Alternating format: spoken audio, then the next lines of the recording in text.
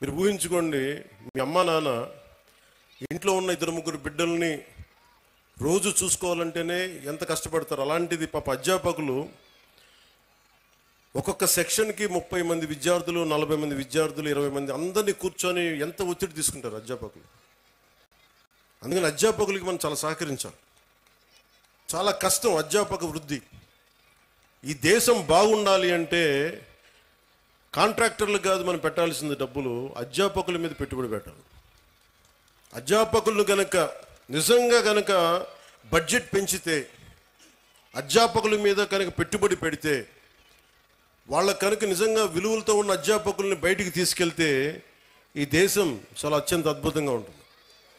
అందుకని అధ్యాపక వృత్తి హైయెస్ట్ పెయిడ్ జాబ్ అవ్వాలని నా కోరిక. ఆ రోజు జరుగుద్దా నాకు తెలియదు, కానీ నా ప్రయత్నం నాకు చేస్తాను.